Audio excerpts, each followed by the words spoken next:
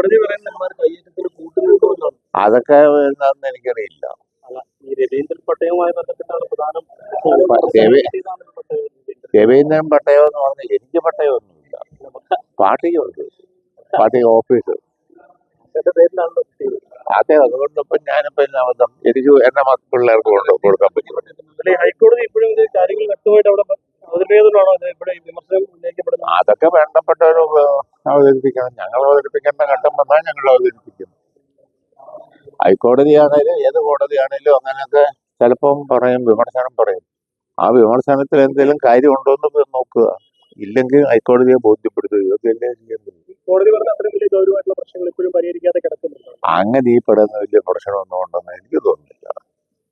ഞാൻ ഇടുക്കി ജില്ലയിൽ താമസിക്കുന്ന ആളാണ്, ഹൈറേഞ്ചിൽ നിയമിക്കുന്ന ആളാണ്. ഹൈറേഞ്ചിൽ എത്രയോ നൂറ്റാണ്ടായിട്ടുണ്ടാവും ആളുകൾ ജീവിക്കുക.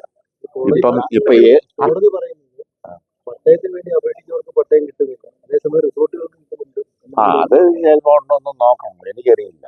അപ്പൊ കോടതിക്കല്ലേ ശക്തമായി ഉന്നയിച്ചൊരു വിമർശനം അതന്നെ, അതെന്താ ഉണ്ടോന്നും നോക്കട്ടെ. പിന്നെ അത് പണ്ട് അതൊന്നും അത്ര എളുപ്പമൊന്നുമല്ല എടുക്കൽ. എനിക്ക് തോന്നുന്നു ഒരു 1.5 നൂറ്റാണ്ടായി കാണും തോന്നുന്നു തോട്ടം അവിടെ കമ്പനി സ്ഥാപിച്ചിട്ട്. അതിപ്പോ ഓടി ചെന്ന് ഭൂമി എടുക്കൽ അത്ര എളുപ്പമാണോ? അതൊന്നും അത്ര എളുപ്പമല്ല. നിയമപരമായി ഒരുപാട് നൂലാമാലുണ്ടാവും. എന്നാ കമ്മീഷൻ കണ്ടെത്തട്ടെ, എടുക്കട്ടെ, ആർക്ക് വരുമോ.